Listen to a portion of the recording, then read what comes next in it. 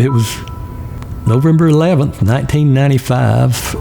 Brandon Berry, Jason Berry, and his dad, Mike, were staying in a cabin on a bluff up on Mont Eagle Mountain. We ride around that night and having a few drinks, and spotlighting deer and checking out the inventory and seeing where we might think we might want to hunt the next morning. A horrible storm came through early that morning. It was about 4:30 or 5 o'clock. In the cabin, there was a set of metal steps. My bed on the bottom bunk was closest to those steps. Above me, and this is a very primitive cabin, just built out of plywood. No electricity, no anything in there other than the metal steps. That's where the lightning got attracted from.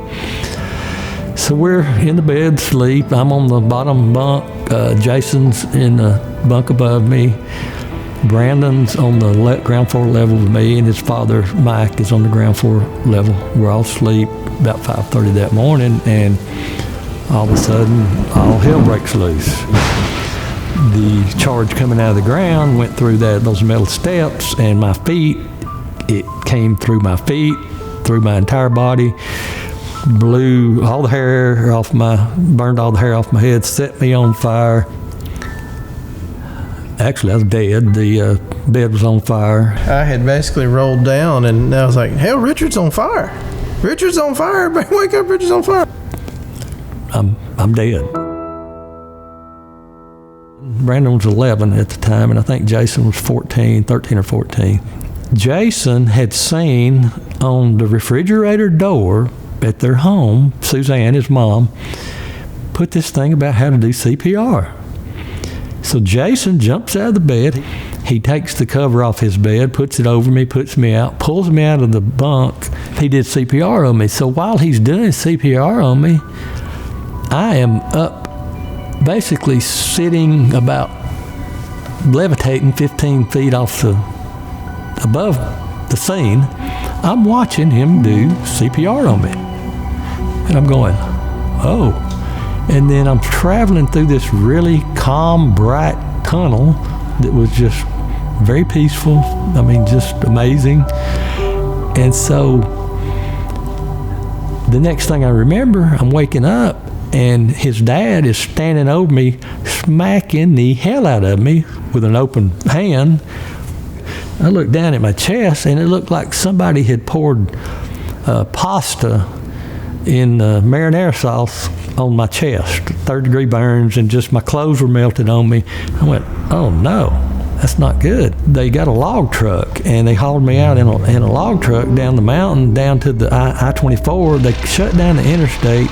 Life Force picked me up on the interstate, flew me to Erlanger Hospital. I was in intensive care 11 days, and incapacitated for quite some time after that, and basically told I'd never walk again, and that I was pretty messed up. Well, and then I got into the revolving door of the medical profession, where all they did was give me pain medicine. I mean, I was on some strong stuff, and I knew it, and I lost a whole lot of weight. The last doctor I saw in Chattanooga, he had me on so much pain medicine and I was in a wheelchair, and I'll never forget, it's kind of like one of these treatment centers where everybody in there they're just taking something to keep from being in pain, but they're all going to die.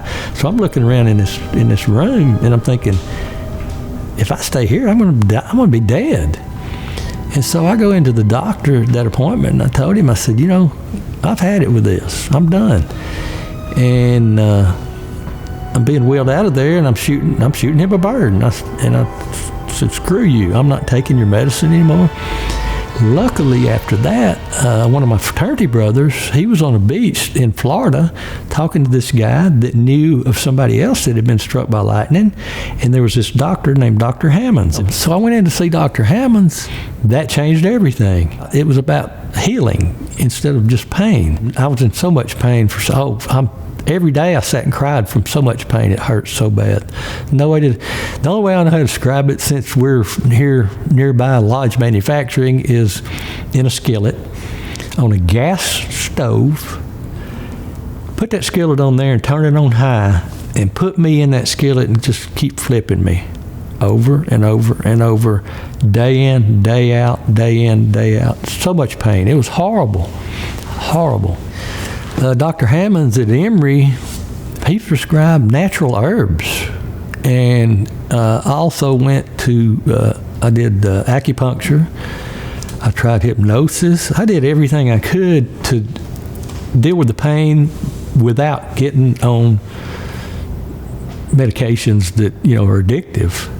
It's amazing. I started getting better like a week or 10 days later. Started getting the appetite back. I was prepared to die. Didn't want to, but I was prepared. And so I was fortunate that I did not. Brandon and Jason, and then as they got older, I contributed significantly to their college education. One of them's a civil engineer, and the other was a mechanical engineer. And today, now, Brandon is an engineer at VP of Engineering at U.S. Stove Company.